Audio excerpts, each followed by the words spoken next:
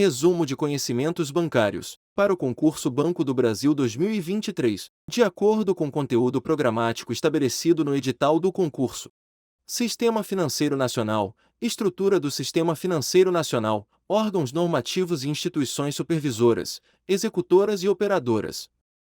O Sistema Financeiro Nacional, SFN, é o conjunto de instituições, mercados e instrumentos financeiros que atuam no país, com o objetivo de promover o acesso a recursos financeiros e o intercâmbio de riscos entre diferentes agentes econômicos. Ele é composto por órgãos normativos, instituições supervisoras, instituições executoras e instituições operadoras, que atuam em conjunto para garantir a estabilidade e o funcionamento eficiente do sistema. A estrutura do SFN inclui os seguintes elementos. Órgãos normativos são os responsáveis por definir as regras e normas que regulam o funcionamento do SFN, como o Banco Central do Brasil, Bacen, e a Comissão de Valores Mobiliários, CVM. Instituições supervisoras são os órgãos responsáveis por fiscalizar e supervisionar o cumprimento das normas e regulamentações pelas instituições financeiras, como o Bacen e a CVM. Instituições executoras são as instituições que atuam na intermediação financeira, como os bancos comerciais, de investimento e de desenvolvimento, as sociedades de crédito, financiamento e investimento, as sociedades corretoras de câmbio e de valores mobiliários, entre outras. Instituições operadoras são as instituições que atuam na execução de operações financeiras, como os sistemas de pagamento e de liquidação de títulos e valores mobiliários, como a Bolsa de Valores, a Bolsa de Mercadorias e Futuros e a Central de Custódia e de Liquidação Financeira de Títulos, CETIP. O SFN tem como principal objetivo promover o acesso a recursos financeiros e o intercâmbio de riscos entre diferentes agentes econômicos, possibilitando o financiamento de projetos de investimento, a compra de bens de consumo duráveis e a realização de operações de comércio internacional. Ele é fundamental para o crescimento e desenvolvimento da economia, possibilitando a canalização de recursos para onde são mais necessários e produtivos. Mercado financeiro e seus desdobramentos, mercados monetários, de crédito, de capitais e cambial. O mercado financeiro é o lugar onde são negociados títulos e valores mobiliários, como ações, títulos públicos, debêntures e câmbio. Ele é formado por diferentes segmentos, que são os mercados monetário, de crédito, de capitais e cambial.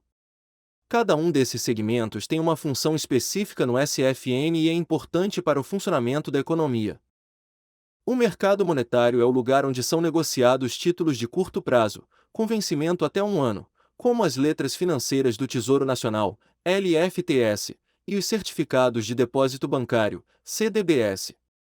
Ele é importante para a administração da política monetária pelo Banco Central do Brasil, Bacen, e para a obtenção de recursos para financiamento de curto prazo pelas instituições financeiras.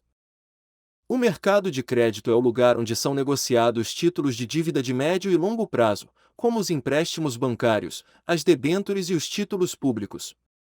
Ele é importante para o financiamento de projetos de investimento de médio e longo prazo e para a redistribuição de riscos entre diferentes agentes econômicos.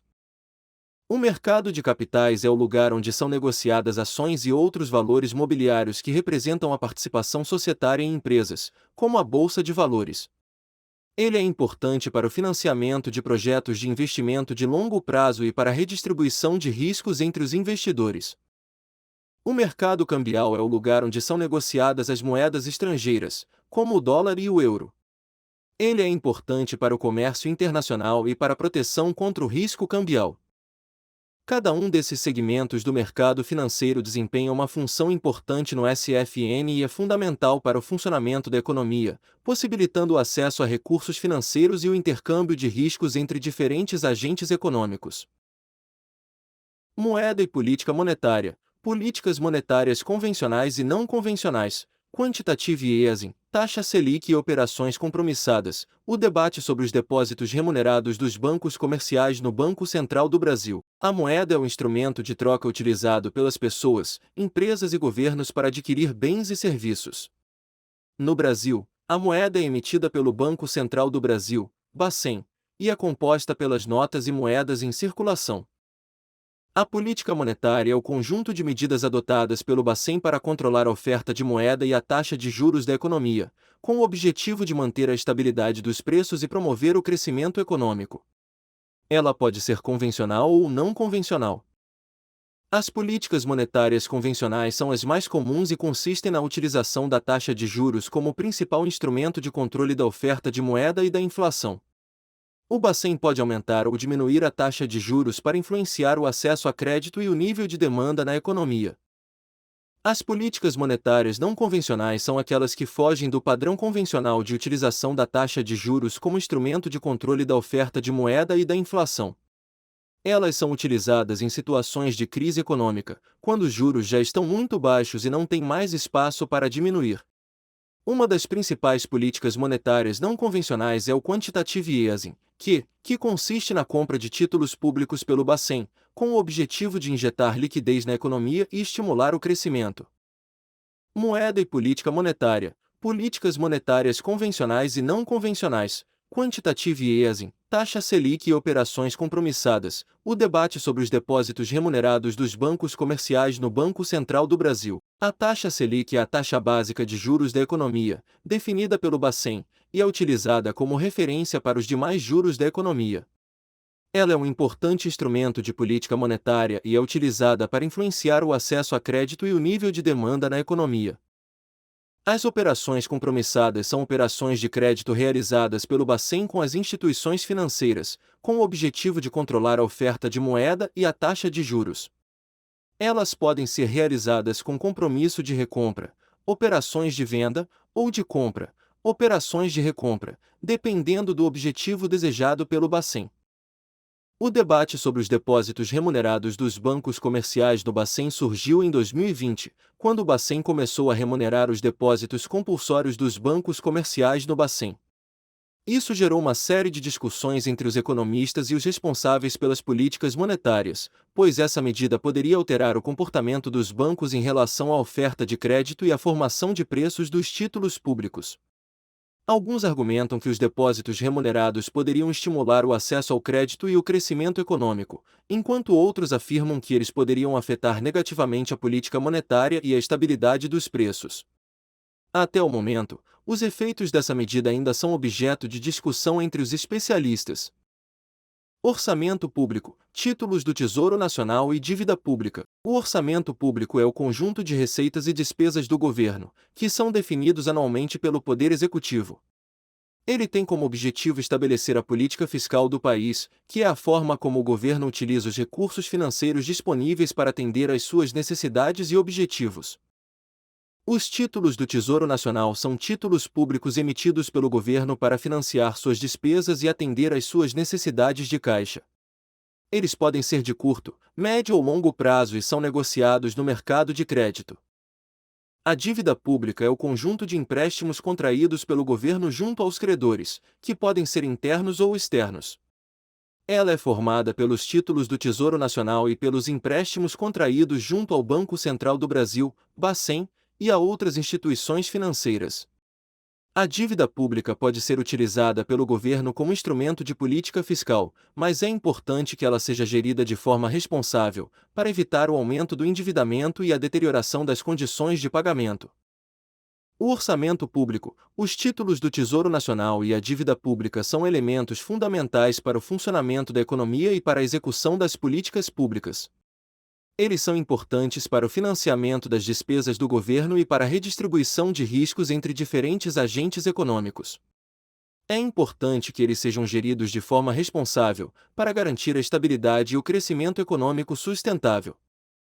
Produtos bancários, noções de cartões de crédito e débito, crédito direto ao consumidor, crédito rural, poupança, capitalização, previdência, consórcio, investimentos e seguro. Os produtos bancários são os serviços e produtos financeiros oferecidos pelas instituições financeiras, como bancos, sociedades corretoras e seguradoras, entre outras. Eles são importantes para garantir o acesso a recursos financeiros e para a redistribuição de riscos entre diferentes agentes econômicos. Alguns dos principais produtos bancários são: cartões de crédito e débito. São instrumentos de pagamento que permitem ao titular realizar compras e pagamentos de forma prática e segura. Os cartões de crédito permitem o financiamento de compras, enquanto os cartões de débito permitem o pagamento direto da compra com o dinheiro disponível na conta.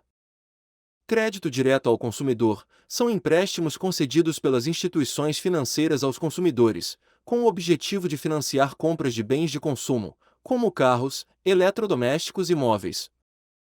Crédito rural são empréstimos concedidos pelas instituições financeiras aos produtores rurais, com o objetivo de financiar a produção agrícola e pecuária. Poupança é um produto financeiro que permite ao titular poupar dinheiro de forma segura e remunerada. A poupança é uma opção de investimento de baixo risco e é oferecida pelas instituições financeiras. Produtos bancários, noções de cartões de crédito e débito, crédito direto ao consumidor, crédito rural, poupança, capitalização, previdência, consórcio, investimentos e seguros. Capitalização é um produto financeiro que permite ao titular poupar dinheiro de forma remunerada e concorrer a prêmios em sorteios regulares. A capitalização é oferecida pelas instituições financeiras e pelas seguradoras. Previdência são produtos financeiros que permitem ao titular poupar dinheiro para o futuro e garantir a sua segurança financeira na aposentadoria. A previdência pode ser oferecida pelas instituições financeiras e pelas seguradoras. Consórcio é um produto financeiro que permite ao titular adquirir bens de consumo, como carros, eletrodomésticos e imóveis, por meio de um grupo de pessoas que contribuem mensalmente para um fundo comum. Quando o fundo atinge o valor suficiente, um dos participantes é sorteado para receber o bem desejado. O consórcio é oferecido pelas instituições financeiras e pelas seguradoras. Investimentos são produtos financeiros que permitem ao titular aplicar seu dinheiro de forma a obter rendimentos no futuro. Existem diversas opções de investimentos, como ações, títulos públicos, debêntures, fundos de investimento e imóveis, entre outros.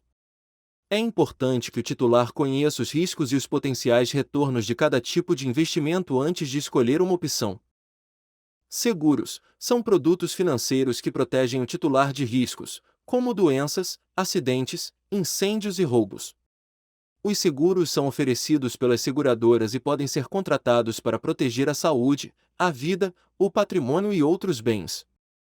Esses são alguns dos principais produtos bancários disponíveis no mercado.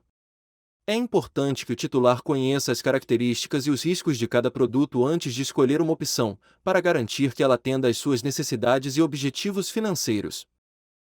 Noções de mercado de capitais. O mercado de capitais é um segmento do mercado financeiro onde são negociadas ações e outros valores mobiliários que representam a participação societária em empresas, como a Bolsa de Valores. Ele é importante para o financiamento de projetos de investimento de longo prazo e para a redistribuição de riscos entre os investidores. As empresas que desejam obter recursos no mercado de capitais podem optar por duas modalidades de emissão de valores mobiliários: as ofertas públicas iniciais de ações, IPOs, e os follow-on. As IPOs são a primeira vez que uma empresa se aproxima dos investidores para obter recursos, enquanto os follow-on são emissões subsequentes de ações pelas empresas já cotadas na Bolsa de Valores. O mercado de capitais é um importante canal de financiamento para as empresas, pois permite a obtenção de recursos de longo prazo para investimentos e expansão. Ele também é importante para os investidores, pois oferece a oportunidade de participar do crescimento das empresas e de obter retornos sobre os seus investimentos. No entanto, é importante lembrar que o mercado de capitais envolve riscos, como o risco de perda do capital investido, o risco de crédito e o risco de liquidação. Por isso, é importante que os investidores estejam cientes desses riscos e façam uma análise cuidadosa antes de investir em ações ou outros valores mobiliários. O mercado de capitais é regulado pelo Conselho Monetário Nacional, CMN, e pelo Comitê de Valores Mobiliários, CVM, que são responsáveis por estabelecer as regras e procedimentos para a emissão e negociação de valores mobiliários. A Bolsa de Valores também desempenha um papel importante no mercado de capitais, pois é a instituição responsável pela negociação e pelo registro das operações de compra e venda de ações e outros valores mobiliários. Noções de mercado de capitais. Além das ações, o mercado de capitais também inclui outros tipos de valores mobiliários, como debêntures, certificados de recebíveis imobiliários, CRI, e certificados de recebíveis do agronegócio, CRA. As debêntures são títulos de dívida emitidos por empresas ou governos com o objetivo de obter recursos para financiar projetos de investimento. Os CRI-CRA são títulos que representam a recebibilidade de financiamentos imobiliários e agrícolas, respectivamente. O mercado de capitais também inclui os fundos de investimento, que são instrumentos de investimento que permitem aos investidores aplicar seu dinheiro em diversas opções de ativos, como ações, títulos públicos, debêntures e imóveis. Os fundos de investimento são administrados por profissionais especializados e oferecem aos investidores a possibilidade de investir em uma diversificada carteira de ativos, diminuindo o risco de perda do capital investido. O mercado de capitais também é importante para o financiamento das empresas de pequeno e médio porte, que podem ter dificuldades para obter recursos junto aos bancos comerciais.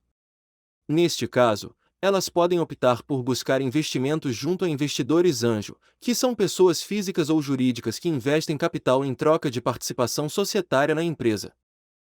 Em resumo, o mercado de capitais é um importante segmento do mercado financeiro que permite o financiamento de longo prazo para empresas e a redistribuição de riscos entre os investidores.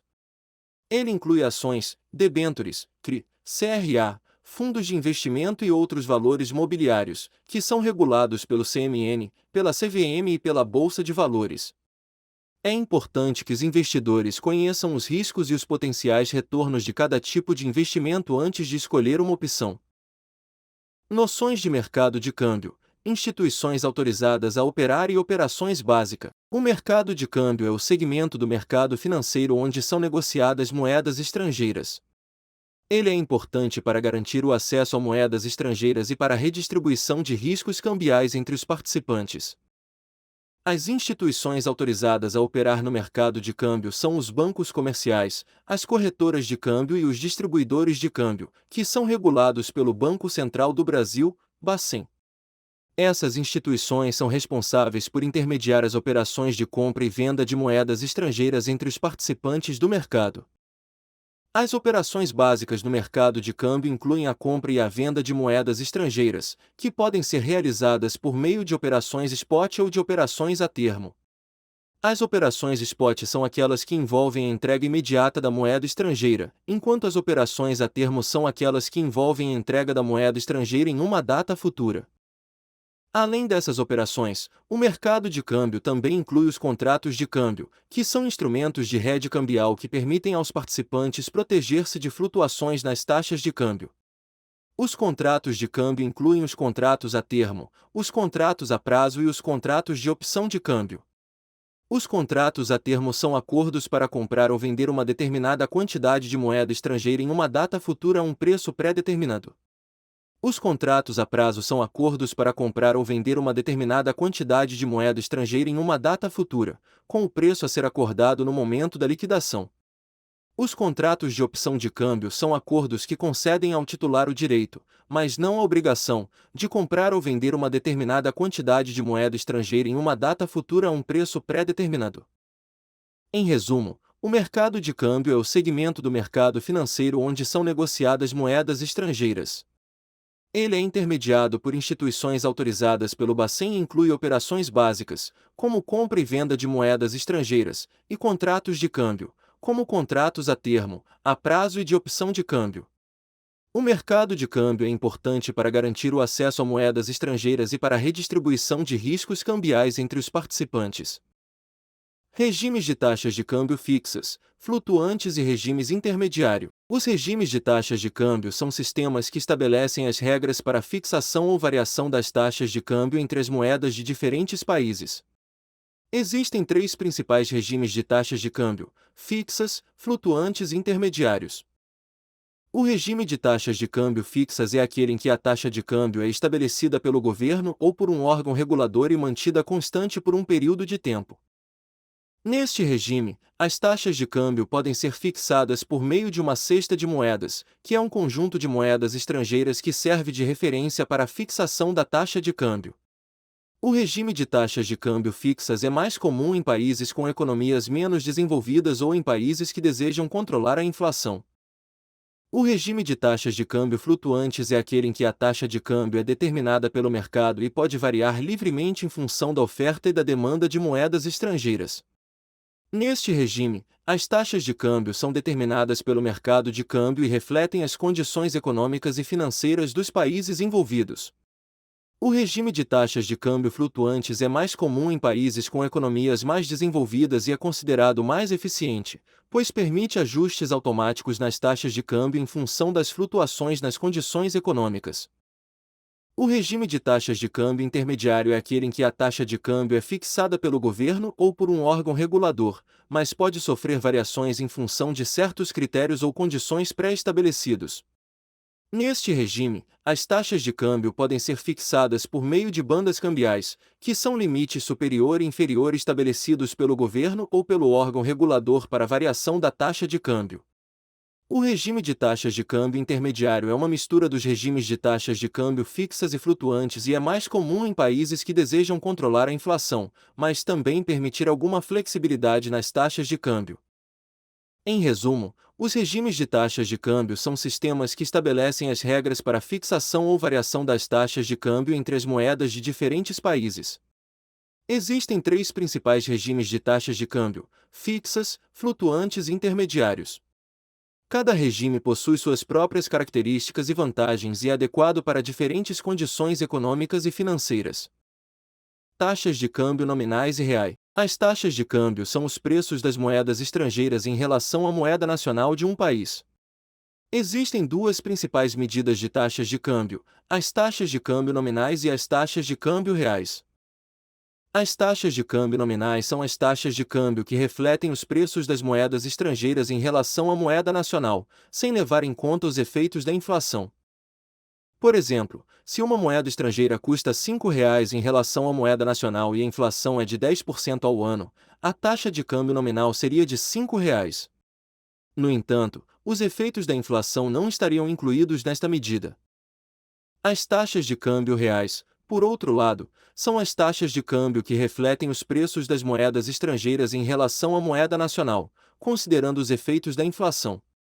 Por exemplo, se a taxa de câmbio nominal é de R$ 5 e a inflação é de 10% ao ano, a taxa de câmbio real seria de R$ 4,50, considerando os efeitos da inflação. Taxas de câmbio nominais e reais. As taxas de câmbio nominais e reais são importantes para diferentes fins.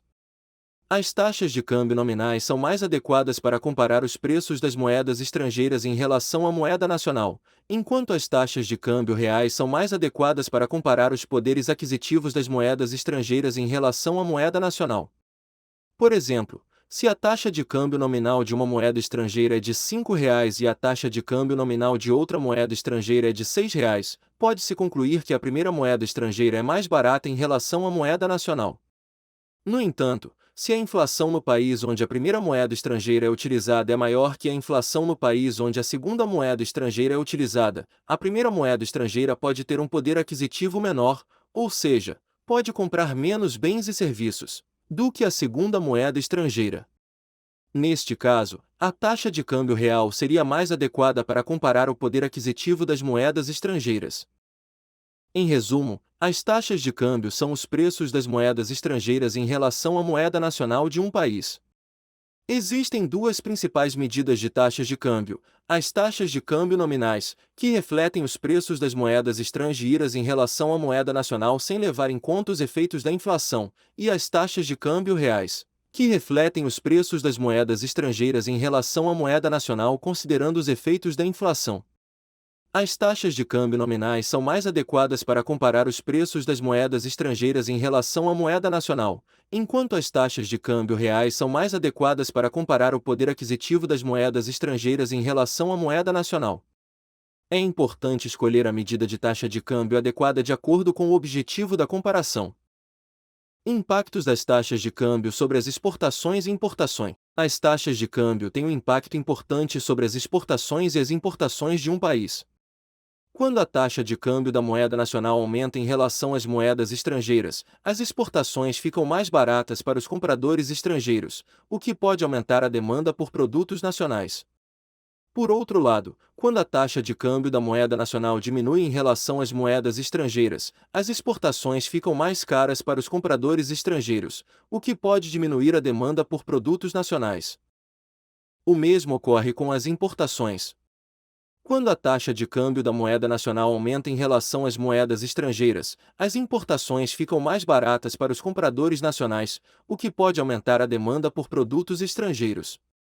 Por outro lado, quando a taxa de câmbio da moeda nacional diminui em relação às moedas estrangeiras, as importações ficam mais caras para os compradores nacionais, o que pode diminuir a demanda por produtos estrangeiros.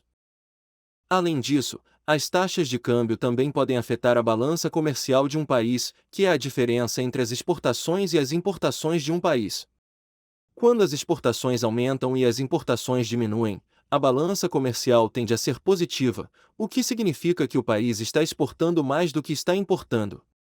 Por outro lado, quando as exportações diminuem e as importações aumentam, a balança comercial tende a ser negativa, o que significa que o país está importando mais do que está exportando. Em resumo, as taxas de câmbio têm um impacto importante sobre as exportações e as importações de um país, afetando tanto a demanda por produtos nacionais e estrangeiros quanto a balança comercial do país.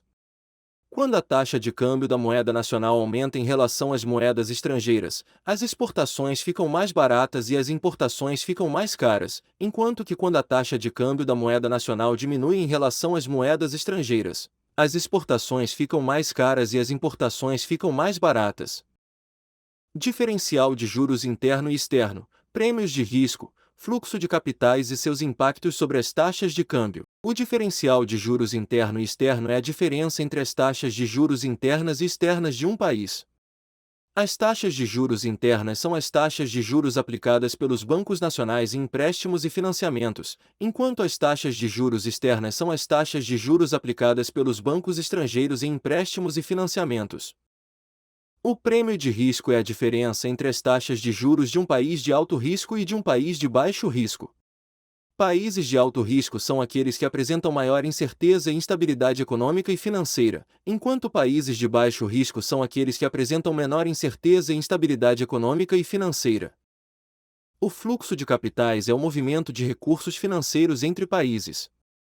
Quando há um aumento na demanda por ativos nacionais, o fluxo de capitais para o país aumenta, o que pode levar a um aumento da taxa de câmbio da moeda nacional em relação às moedas estrangeiras. Por outro lado, quando há uma diminuição na demanda por ativos nacionais, o fluxo de capitais para o país diminui, o que pode levar a uma diminuição da taxa de câmbio da moeda nacional em relação às moedas estrangeiras. Em resumo, o diferencial de juros interno e externo, o prêmio de risco e o fluxo de capitais são fatores que podem afetar as taxas de câmbio de um país. Quando o diferencial de juros interno e externo aumenta, o prêmio de risco aumenta ou o fluxo de capitais para o país aumenta, a taxa de câmbio da moeda nacional tende a aumentar em relação às moedas estrangeiras. Por outro lado, quando o diferencial de juros interno e externo diminui, o prêmio de risco diminui ou o fluxo de capitais para o país diminui, a taxa de câmbio da moeda nacional tende a diminuir em relação às moedas estrangeiras. Diferencial de juros interno e externo, prêmios de risco, fluxo de capitais e seus impactos sobre as taxas de câmbio. O diferencial de juros interno e externo é importante porque pode atrair ou afastar o investimento estrangeiro. Quando as taxas de juros internas são mais elevadas do que as taxas de juros externas, o investimento estrangeiro tende a aumentar, pois os investidores estrangeiros são atraídos pelas altas taxas de juros. Por outro lado, quando as taxas de juros internas são mais baixas do que as taxas de juros externas, o investimento estrangeiro tende a diminuir, pois os investidores estrangeiros são afastados pelas baixas taxas de juros.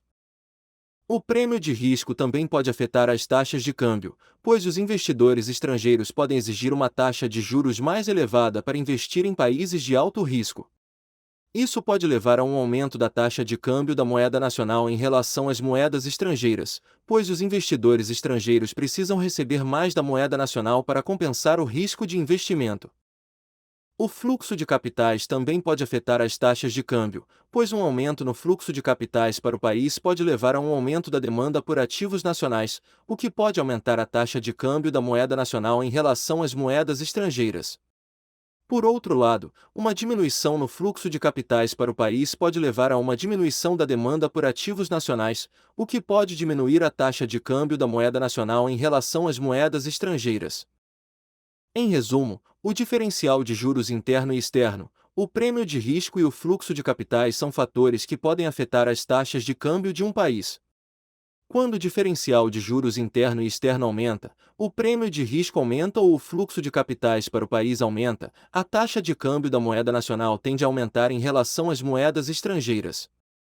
Por outro lado, quando o diferencial de juros interno e externo diminui, o prêmio de risco diminui ou o fluxo de capitais para o país diminui, a taxa de câmbio da moeda nacional tende a diminuir em relação às moedas estrangeiras. É importante levar em consideração esses fatores ao avaliar as taxas de câmbio de um país e as perspectivas para a economia nacional. Dinâmica do mercado. Operações no mercado interbancário. O mercado interbancário é o lugar onde os bancos e outras instituições financeiras se encontram para negociar entre si. Ele é formado pelo conjunto de operações de compra e venda de ativos financeiros que ocorrem entre os participantes desse mercado. Uma das principais características do mercado interbancário é a alta liquidez, ou seja, a facilidade de se comprar e vender ativos rapidamente e sem grandes impactos nos preços. Isso é possível porque os participantes desse mercado são grandes instituições financeiras que possuem grandes quantidades de capital disponível para investimento. As operações do mercado interbancário podem ser classificadas em duas categorias: as operações de curto prazo e as de longo prazo. As operações de curto prazo são aquelas que duram menos de um ano e incluem, por exemplo, os empréstimos interbancários, os depósitos interbancários e os mercados monetários. Já as operações de longo prazo são aquelas que duram mais de um ano e incluem, por exemplo, os empréstimos sindicados e os títulos de dívida de longo prazo. O mercado interbancário é um importante mecanismo de regulação da oferta e da demanda de capital no sistema financeiro, pois permite que os bancos e outras instituições financeiras possam se financiar e investir de forma mais eficiente. Além disso, ele é um importante indicador da saúde financeira do sistema bancário, pois a taxa de juros praticada nesse mercado reflete a confiança dos participantes na solvência dos outros participantes. Em resumo, o mercado interbancário é um lugar onde os bancos e outras instituições financeiras se encontram para negociar entre si e onde ocorrem operações de compra e venda de ativos financeiros de curto e longo prazo. Ele é importante para a regulação da oferta e da demanda de capital no sistema financeiro e para a avaliação da saúde financeira do sistema bancário. Mercado bancário, operações de tesouraria, varejo bancário e recuperação de crédito. O mercado bancário é o conjunto de instituições financeiras que atuam na prestação de serviços financeiros, como depósitos, empréstimos, pagamentos e outras operações de crédito. Essas instituições podem ser bancos comerciais, bancos de investimento, bancos múltiplos, bancos de desenvolvimento, entre outros. As operações de tesouraria são aquelas relacionadas à gestão de caixa e de liquidação de operações financeiras de curto prazo. Elas incluem, por exemplo, a gestão de depósitos e empréstimos interbancários, a participação em leilões de títulos públicos e a compra e venda de divisas.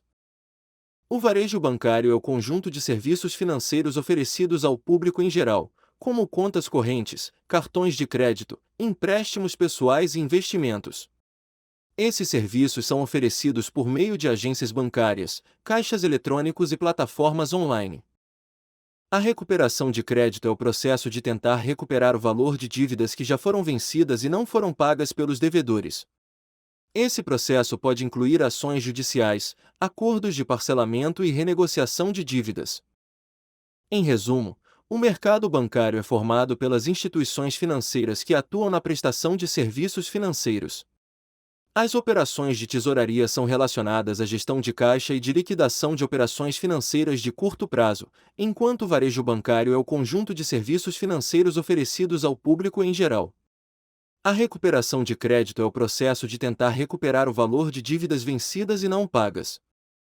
Taxas de juros de curto prazo e a curva de juros, taxas de juros nominais e reais. As taxas de juros de curto prazo são as taxas praticadas em operações financeiras de curto prazo, ou seja, aquelas que duram menos de um ano.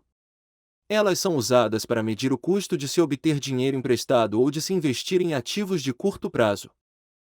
A curva de juros é uma representação gráfica da relação entre as taxas de juros de curto prazo e de longo prazo. Ela é geralmente plotada em um gráfico com as taxas de juros de curto prazo no eixo horizontal e as taxas de juros de longo prazo no eixo vertical. Quando a curva de juros é inclinada para cima, isso indica que as taxas de juros de longo prazo são maiores do que as de curto prazo. Quando a curva de juros é inclinada para baixo, isso indica que as taxas de juros de longo prazo são menores do que as de curto prazo. As taxas de juros nominais são as taxas de juros que são divulgadas pelas instituições financeiras e que não levam em conta o efeito da inflação. Elas representam o custo real de se obter dinheiro emprestado ou de se investir em ativos financeiros. Já as taxas de juros reais são as taxas de juros que levam em conta o efeito da inflação. Elas são obtidas ao subtrair a taxa de inflação da taxa de juros nominal. As taxas de juros reais representam o poder de compra do dinheiro ao longo do tempo e são importantes para avaliar o retorno real de um investimento. Em resumo, as taxas de juros de curto prazo são as taxas praticadas em operações financeiras de curto prazo e a curva de juros é uma representação gráfica da relação entre as taxas de juros de curto prazo e de longo prazo. As taxas de juros nominais são as taxas de juros divulgadas pelas instituições financeiras e as taxas de juros reais são as taxas de juros que levam em conta o efeito da inflação. Garantias do Sistema Financeiro Nacional: aval, fiança, penhor mercantil, alienação fiduciária, hipoteca, fianças bancária. O Sistema Financeiro Nacional, SFN, é o conjunto de instituições e mercados financeiros que atuam no país, com o objetivo de viabilizar a circulação de recursos financeiros entre os agentes econômicos. Para garantir a solvência dessas instituições e a segurança dos investimentos realizados pelos seus clientes, o SFN conta com diversas garantias que podem ser utilizadas pelos credores. Uma dessas garantias é o aval, que é um compromisso assumido por uma pessoa, avalista, de garantir o pagamento de uma dívida de outra pessoa, devedor. O avalista pode ser um parente, um amigo ou até mesmo uma empresa, e sua responsabilidade é solidária com a do devedor. Outra garantia é a fiança, que é um compromisso assumido por uma pessoa, fiador, de garantir o pagamento de uma dívida de outra pessoa, devedor, em caso de inadimplência. A fiança pode ser prestada por qualquer pessoa, desde que tenha capacidade financeira e seja considerada de boa-fé pelo credor. O penhor mercantil é uma garantia que consiste na entrega de um bem móvel ao credor como garantia de pagamento de uma dívida. O bem penhorado pode ser vendido pelo credor caso o devedor não cumpra com suas obrigações financeiras. A alienação fiduciária é uma garantia que consiste na transferência da propriedade de um bem móvel ou imóvel para o credor como garantia de pagamento de uma dívida. O devedor mantém o direito de uso e posse do bem até o momento em que a dívida for paga. Garantias do Sistema Financeiro Nacional: aval, fiança, penhor mercantil, alienação fiduciária, hipoteca, fianças bancária. A hipoteca é uma garantia que consiste na transferência da propriedade de um imóvel para o credor como garantia de pagamento de uma dívida. O devedor mantém o direito de uso e posse do imóvel até o momento em que a dívida for paga. As fianças bancárias são garantias prestadas pelos bancos e que podem ser utilizadas pelos credores como alternativas garantias tradicionais, como aval, fiança e hipoteca. As fianças bancárias são emitidas pelos bancos como forma de garantir o cumprimento de obrigações contratuais de seus clientes e podem ser utilizadas em diversos tipos de operações financeiras. Em resumo, o Sistema Financeiro Nacional conta com diversas garantias que podem ser utilizadas pelos credores para assegurar o cumprimento das obrigações financeiras de seus devedores. As garantias incluem o aval, a fiança, o penhor mercantil, a alienação fiduciária, a hipoteca e as fianças bancárias. Cada uma dessas garantias possui características próprias e pode ser mais adequada para determinados tipos de operações financeiras. É importante que o devedor e o credor conheçam as condições de cada uma dessas garantias antes de optarem por uma delas para garantir o cumprimento das obrigações financeiras. Crime de lavagem de dinheiro. Conceito e etapas. Prevenção e combate ao crime de lavagem de dinheiro. Lei nº 9.613/98 e suas alterações. Circular número 3.978, de 23 de janeiro de 2020. Carta Circular número 4001, de 29 de janeiro de 2020 e suas alterações. O crime de lavagem de dinheiro é um delito que consiste em ocultar ou dissimular a origem ilícita de recursos financeiros ou ativos adquiridos com o produto de atividades ilegais. Ele é um grave problema para a sociedade, pois permite que os criminosos continuem a agir de forma impune e prejudica a economia e o bem-estar da população. A lavagem de dinheiro pode ocorrer em diversos tipos de atividades ilícitas, como o tráfico de drogas, tráfico de armas, tráfico de seres humanos, corrupção, fraudes, entre outros. Ela se divide em 3 etapas: a coloração, que é o processo de dissimulação da origem ilícita dos recursos, a integração, que é o processo de inserção dos recursos no sistema financeiro, e a ocultação, que é o processo de ocultação da propriedade dos recursos. Para prevenir e combater o crime de lavagem de dinheiro, o Brasil possui a Lei nº 9.613/98, que estabelece as medidas de prevenção e combate a esse delito. Essa lei foi alterada várias vezes ao longo dos anos e atualmente inclui dispositivos que estabelecem obrigações e responsabilidades para os agentes do sistema financeiro, como bancos, corretoras e instituições financeiras, no sentido de identificar e reportar operações suspeitas de lavagem de dinheiro. Crime de lavagem de dinheiro. Conceito e etapas. Prevenção e combate ao crime de lavagem de dinheiro. Lei nº 9.613/98 e suas alterações. Circular número 3.978, de 23 de janeiro de 2020. Carta Circular número 4001, de 29 de janeiro de 2020 e suas alterações. Além da Lei nº 9.613/98, o Banco Central do Brasil, Bacen, emitiu a Circular número 3.978, de 23 de janeiro de 2020, que atualizou as orientações sobre prevenção e combate à lavagem de dinheiro e ao financiamento do terrorismo. Essa circular incluiu dispositivos que estabelecem obrigações e responsabilidades para as instituições financeiras em relação à identificação e reporte de operações suspeitas de lavagem de dinheiro. Posteriormente, o Bacen emitiu a Carta Circular número 4001, de 29 de janeiro de 2020, que atualizou as orientações sobre prevenção e combate à lavagem de dinheiro e ao financiamento do terrorismo para as instituições que atuam no mercado de câmbio. Essa Carta Circular inclui dispositivos que estabelecem obrigações e responsabilidades para as instituições que atuam no mercado de câmbio em relação à identificação e reporte de operações de lavagem de dinheiro. Em resumo, o crime de lavagem de dinheiro é um delito que consiste em ocultar ou dissimular a origem ilícita de recursos financeiros ou ativos adquiridos com o produto de atividades ilegais. Ele é composto por 3 etapas: a coloração, a integração e a ocultação. Para prevenir e combater esse crime, o Brasil possui a Lei nº 9.613/98, que estabelece as medidas de prevenção e combate ao delito de lavagem de dinheiro e foi alterada várias vezes ao longo dos anos. O Banco Central do Brasil, Bacen, também emitiu a Circular número 3.978 e a Carta Circular número 4001, que atualizaram as orientações sobre prevenção e combate à lavagem de dinheiro e ao financiamento do terrorismo para as instituições financeiras e para as instituições que atuam no mercado de câmbio, respectivamente. Essas normas estabelecem obrigações e responsabilidades para as instituições financeiras em relação à identificação e reporte de operações suspeitas de lavagem de dinheiro. Autorregulação bancária e normativos SARB. A autorregulação bancária é o conjunto de práticas e procedimentos adotados pelas instituições financeiras para garantir o cumprimento das normas e regulamentações aplicáveis às suas atividades. Ela inclui, por exemplo, a implementação de políticas internas de compliance, a criação de canais de denúncia de irregularidades e a realização de treinamentos e campanhas de conscientização para os funcionários.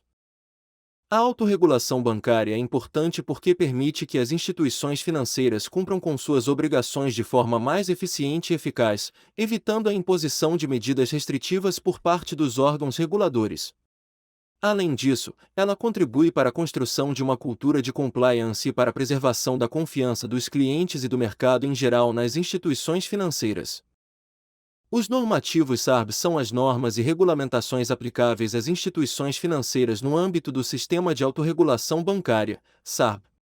O SARB é um sistema de autorregulação criado pelo Banco Central do Brasil, Bacen, com o objetivo de promover a compliance e a governança das instituições financeiras no país.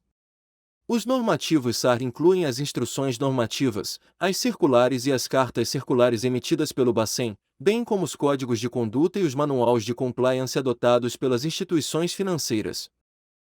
Em resumo, a autorregulação bancária é o conjunto de práticas e procedimentos adotados pelas instituições financeiras para garantir o cumprimento das normas e regulamentações aplicáveis às suas atividades.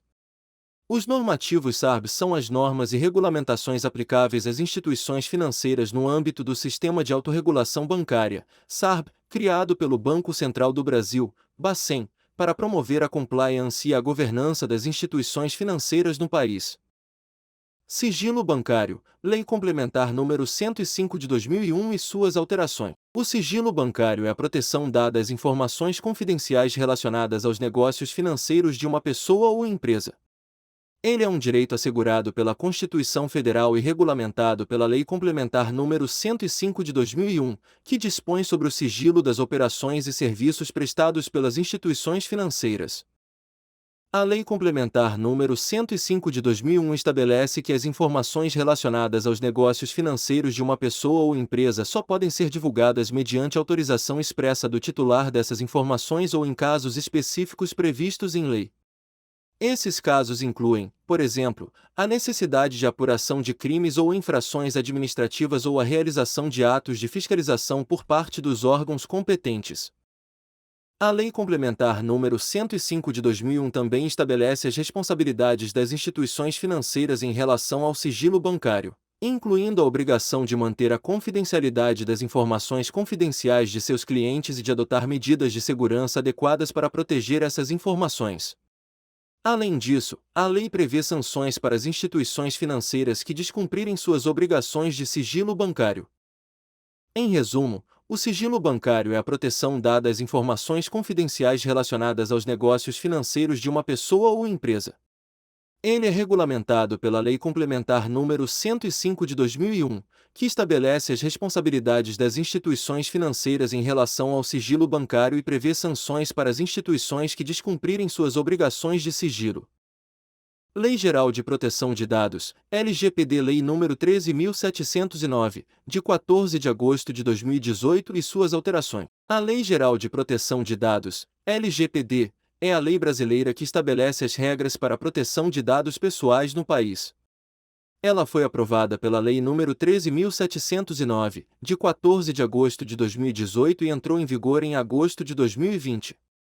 A LGPD se aplica a todas as empresas e instituições que realizam tratamento de dados pessoais, independentemente de serem públicas ou privadas, e tem como objetivo assegurar o direito à privacidade e à proteção de dados pessoais dos indivíduos. A LGPD define o que são dados pessoais e estabelece as regras para o tratamento desses dados, incluindo a coleta, o armazenamento, o uso, a compartilhamento e a exclusão desses dados. Ela também estabelece os direitos dos titulares de dados, como o direito à informação, o direito de acesso, o direito de retificação, o direito de exclusão e o direito à portabilidade de dados. A LGPD também cria o cargo de Encarregado de Proteção de Dados, EPD, que é o responsável por garantir o cumprimento da lei pelas empresas e instituições. Além disso, ela cria o órgão responsável por fiscalizar o cumprimento da lei, a Autoridade Nacional de Proteção de Dados, ANPD, que pode aplicar sanções administrativas em caso de descumprimento da LGPD. Em resumo, a Lei Geral de Proteção de Dados, LGPD, é a lei brasileira que estabelece as regras para a proteção de dados pessoais no país. Ela se aplica a todas as empresas e instituições que realizam tratamento de dados pessoais e estabelece as regras para o tratamento desses dados, bem como os direitos dos titulares de dados. A LGPD cria o cargo de Encarregado de Proteção de Dados, EPD, e o órgão responsável por fiscalizar o cumprimento da lei, a Autoridade Nacional de Proteção de Dados, ANPD, que pode aplicar sanções administrativas em caso de descumprimento da lei. Legislação Anticorrupção, Lei nº 12.846/2013 e Decreto nº 11.129, de 11 de julho de 2022. A legislação anticorrupção é o conjunto de leis e regulamentações que visam combater a corrupção e os atos de corrupção no Brasil. A principal lei anticorrupção no país é a Lei nº 12.846, de 2013, conhecida como Lei Anticorrupção ou Lei da Empresa Limpa.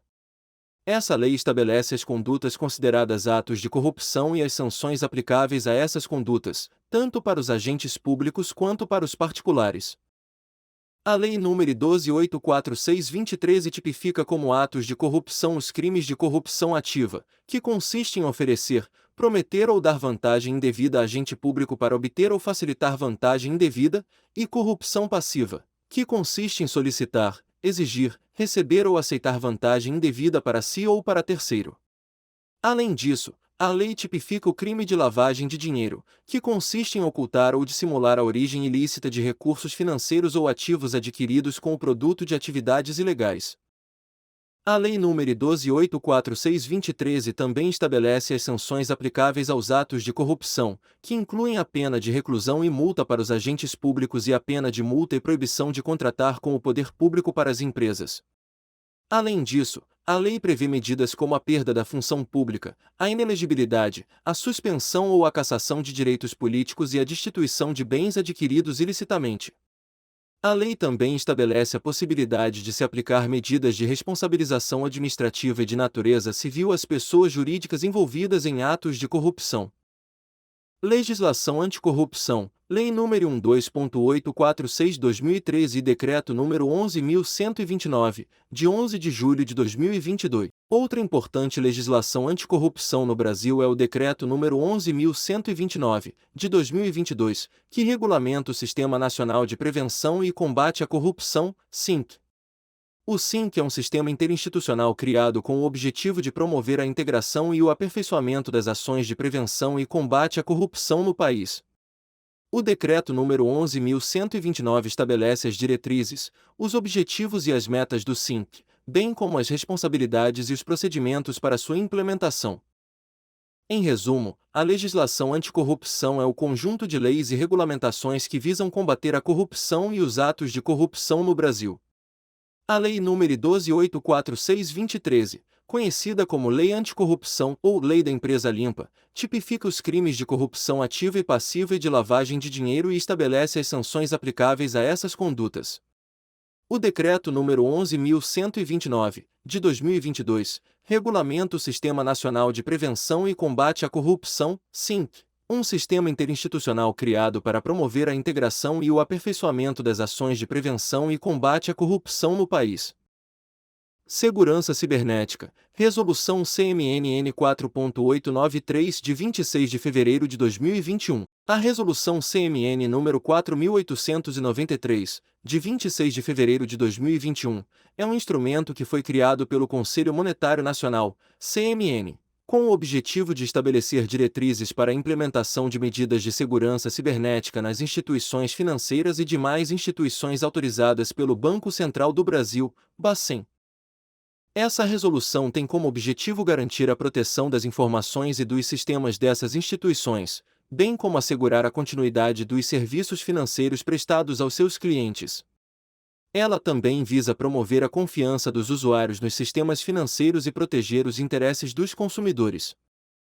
A resolução estabelece que as instituições financeiras devem adotar medidas de segurança cibernética adequadas às suas atividades, tais como implementar políticas e procedimentos de segurança cibernética, realizar testes de vulnerabilidade e simulações de ataques, implementar sistemas de detecção e prevenção de fraudes, treinar os funcionários em segurança cibernética, realizar contratações de empresas especializadas em segurança cibernética para auxiliar na proteção dos sistemas, manter os sistemas de segurança atualizados em conformidade com as melhores práticas de mercado. Além disso, a resolução também estabelece que as instituições financeiras devem informar imediatamente ao Banco Central do Brasil sobre qualquer incidente de segurança cibernética que possa afetar a continuidade dos serviços financeiros ou a proteção de dados de seus clientes. Em resumo, a Resolução CMN número 4.893, de 26 de fevereiro de 2021, é um importante instrumento que visa garantir a segurança cibernética das instituições financeiras e promover a confiança dos usuários nos sistemas financeiros do país. Ética aplicada, ética, moral, valores e virtudes, noções de ética empresarial e profissional. A ética é um conjunto de valores e princípios que orientam o comportamento de uma pessoa ou de uma empresa em relação ao que é considerado certo ou errado. Ela está relacionada à moral, que é o conjunto de normas e padrões de conduta estabelecidos por uma sociedade ou grupo. Os valores são crenças e ideias que consideramos importantes e que guiam nossas ações e decisões. Alguns exemplos de valores incluem honestidade, respeito, responsabilidade, justiça e tolerância. As virtudes são características positivas que devemos desenvolver para nos tornarmos pessoas melhores. Algumas virtudes são honestidade, humildade, tolerância, paciência, empatia, respeito e gratidão. A ética empresarial é o conjunto de valores e princípios que orientam o comportamento de uma empresa em suas relações internas e externas, incluindo com os funcionários, clientes, fornecedores, concorrentes e a sociedade em geral. Ela inclui a responsabilidade social da empresa, ou seja, sua contribuição para o bem-estar da comunidade e do meio ambiente. A ética profissional é o conjunto de valores e princípios que orientam o comportamento de uma pessoa em sua atividade profissional. Ela inclui o respeito às leis e regulamentos aplicáveis à profissão, a honestidade e integridade nas relações com colegas, clientes e empregadores, e a responsabilidade pelo exercício de sua profissão. Em resumo, a ética aplicada é um conjunto de valores e princípios que orientam o comportamento de uma pessoa ou empresa em relação ao que é considerado certo ou errado. Ela inclui a ética empresarial, que orienta o comportamento da empresa em suas relações internas e externas, e a ética profissional, que orienta o comportamento de uma pessoa em sua atividade profissional. A gestão da ética nas empresas públicas e privada. A gestão da ética é um conjunto de ações e práticas adotadas pelas empresas para promover e incentivar o comportamento ético em suas atividades e relações internas e externas. Ela é fundamental tanto nas empresas públicas quanto nas privadas, pois a ética é um elemento importante para a sustentabilidade e o sucesso de qualquer organização. Nas empresas públicas, a gestão da ética é especialmente importante, pois elas são responsáveis pelo uso dos recursos públicos e devem atuar de acordo com os valores e princípios estabelecidos pelo Estado. Além disso, as empresas públicas estão sujeitas a uma maior fiscalização e transparência, o que exige um alto nível de ética em suas atividades. Já nas empresas privadas, a gestão da ética é fundamental para construir e manter a confiança dos clientes, funcionários, fornecedores e investidores. Ela também pode ser um diferencial competitivo para a empresa, pois as pessoas e organizações costumam valorizar e preferem trabalhar com empresas que agem de forma ética e responsável. Para gerenciar a ética nas empresas, é importante que haja uma política de ética bem definida e que seja seguida por todos os funcionários. Além disso, é importante ter um canal de denúncias para que qualquer pessoa possa reportar situações de má conduta ou violação dos valores e princípios da empresa. Também é importante treinar os funcionários em ética e criar programas de incentivo ao comportamento ético. Em resumo, a gestão da ética é um conjunto de ações e práticas adotadas pelas empresas para promover e incentivar o comportamento ético em suas atividades e relações internas e externas. Ela é fundamental tanto nas empresas públicas quanto nas privadas, pois a ética é um elemento importante para a sustentabilidade e o sucesso de qualquer organização. Código de Ética do Banco do Brasil. O Código de Ética do Banco do Brasil é um conjunto de normas e princípios que orientam o comportamento dos funcionários e colaboradores da instituição. Ele foi criado com o objetivo de promover a ética e a integridade no ambiente de trabalho, bem como a responsabilidade social e ambiental da instituição. O Código de Ética do Banco do Brasil estabelece os valores e princípios que devem orientar o comportamento dos funcionários e colaboradores da instituição, tais como: respeito. Os funcionários e colaboradores devem respeitar os valores e as crenças de todas as pessoas, independentemente de sua raça, gênero, religião, orientação sexual, etc. Integridade. Os funcionários e colaboradores devem agir de forma honesta e transparente em todas as suas atividades. Responsabilidade. Os funcionários e colaboradores devem ser responsáveis pelo exercício de suas funções e pelas consequências de suas ações. Responsabilidade social e ambiental. Os funcionários e colaboradores devem promover a sustentabilidade e o bem-estar da sociedade e do meio ambiente. O Código de Ética do Banco do Brasil também estabelece as regras de conduta esperadas dos funcionários e colaboradores da instituição em relação a diferentes temas, como relacionamento com clientes, relacionamento com fornecedores, relacionamento com a concorrência, relacionamento com os poderes públicos, relacionamento com os meios de comunicação, entre outros. Essas regras visam garantir que os funcionários e colaboradores da instituição atuem de forma ética e responsável em todas as suas atividades. Por exemplo, no relacionamento com os clientes, o Código de Ética do Banco do Brasil estabelece que os funcionários e colaboradores devem tratar os clientes com respeito e cordialidade, oferecer serviços de qualidade, preservar a privacidade e a segurança das informações dos clientes e não discriminar os clientes de forma alguma. Código de Ética do Banco do Brasil. No relacionamento com os fornecedores, o Código de Ética do Banco do Brasil estabelece que os funcionários e colaboradores devem agir de forma transparente e justa nas negociações com os fornecedores, respeitar os contratos e acordos firmados e não solicitar ou aceitar presentes ou vantagens indevidas em troca de favoritismo ou tratamento preferencial. No relacionamento com a concorrência, o Código de Ética do Banco do Brasil estabelece que os funcionários e colaboradores devem respeitar as leis e regulamentos aplicáveis à concorrência e não praticar atos de concorrência desleal ou ilegais.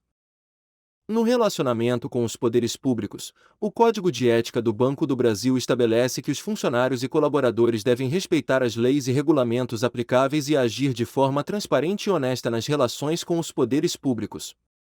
Eles não devem solicitar ou aceitar presentes ou vantagens indevidas em troca de favoritismo ou tratamento preferencial. No relacionamento com os meios de comunicação, o Código de Ética do Banco do Brasil estabelece que os funcionários e colaboradores devem respeitar a ética e a independência dos meios de comunicação e não fornecer informações falsas ou distorcidas para a mídia. Eles também devem respeitar a confidencialidade das informações da instituição e só fornecer informações autorizadas pela instituição para a mídia. Além disso, o Código de Ética do Banco do Brasil estabelece o canal de denúncias, que permite que qualquer funcionário ou colaborador da instituição reporte situações de má conduta ou violação dos valores e princípios da instituição. Em resumo, o Código de Ética do Banco do Brasil estabelece as regras de conduta esperadas dos funcionários e colaboradores da instituição em relação a diferentes temas, como relacionamento com clientes, relacionamento com fornecedores, relacionamento com a concorrência, relacionamento com os poderes públicos e relacionamento com os meios de comunicação. Essas regras visam garantir que os funcionários e colaboradores da instituição atuem de forma ética e responsável em todas as suas atividades, preservando a confiança e a credibilidade da instituição junto aos seus diversos stakeholders. Política de Responsabilidade Socioambiental do Banco do Brasil. A Política de Responsabilidade Socioambiental do Banco do Brasil é um conjunto de ações e práticas adotadas pela instituição para promover o desenvolvimento sustentável e o bem-estar da sociedade e do meio ambiente. Ela é parte integrante da estratégia e da cultura da instituição, e está baseada nos valores e princípios estabelecidos no Código de Ética do Banco do Brasil. A Política de Responsabilidade Socioambiental do Banco do Brasil tem como objetivos contribuir para o desenvolvimento sustentável e o bem-estar da sociedade, promovendo a inclusão social e financeira, a geração de emprego e renda e o apoio a projetos sociais e culturais. Garantir a sustentabilidade ambiental, promovendo a conservação dos recursos naturais, a proteção do meio ambiente e a redução de emissões de gases de efeito estufa. Fomentar a governança e a transparência, garantindo a integridade e a ética nas relações da instituição com os diferentes stakeholders. Política de Responsabilidade Socioambiental do Banco do Brasil. Para atingir esses objetivos, a Política de Responsabilidade Socioambiental do Banco do Brasil prevê a implementação de diversas ações, tais como promoção da inclusão financeira, através de programas de crédito acessível para microempreendedores e agricultores familiares, por exemplo. Promoção do desenvolvimento sustentável, através do apoio a projetos de geração de energia limpa, conservação da biodiversidade e recuperação de áreas degradadas, entre outros. Promoção da transparência e da governança, através da publicação de relatórios de sustentabilidade e da implementação de programas de compliance e de responsabilidade societária. Em resumo, a Política de Responsabilidade Socioambiental do Banco do Brasil é um conjunto de ações e práticas adotadas pela instituição para promover o desenvolvimento sustentável e o bem-estar da sociedade e do meio ambiente. Ela está baseada nos valores e princípios estabelecidos no Código de Ética do Banco do Brasil e prevê a implementação de diversas ações, como promoção da inclusão financeira, do desenvolvimento sustentável e da transparência e da governança. ASG, Ambiental, Social e Governança Economia Sustentável, Financiamentos, Mercado PJ. ASG, Ambiental, social e governança, é um conjunto de critérios e práticas que visam promover o desenvolvimento sustentável e o bem-estar da sociedade e do meio ambiente. Ela é aplicada na área financeira, principalmente em relação a financiamentos e investimentos, e tem como objetivo garantir que os recursos financeiros sejam aplicados de forma responsável e ética, considerando os impactos ambientais e sociais das atividades financiadas. Economia sustentável é o modelo econômico que busca conciliar o crescimento econômico com a preservação dos recursos naturais e o bem-estar da sociedade. Ela leva em consideração os impactos ambientais e sociais de todas as atividades econômicas e busca garantir o desenvolvimento sustentável a longo prazo. Financiamentos são empréstimos concedidos por instituições financeiras para financiar projetos, investimentos ou atividades de empresas ou pessoas físicas. Ao conceder financiamentos, as instituições financeiras devem considerar os critérios ASG, avaliando os impactos ambientais e sociais das atividades financiadas e garantindo que os recursos sejam aplicados de forma responsável e ética. O mercado PJ é o mercado de trabalho formado por empresas e profissionais liberais, ou seja, pessoas jurídicas. As empresas e profissionais que atuam no mercado PJ devem considerar os critérios ASG em suas atividades, promovendo o desenvolvimento sustentável e o bem-estar da sociedade e do meio ambiente. As instituições financeiras também devem considerar os critérios ASG ao conceder financiamentos a empresas e profissionais do mercado PJ. Gostou desse resumo de conhecimentos bancários? Então deixa aquele like e não esqueça de se inscrever no canal. Bons estudos e sucesso!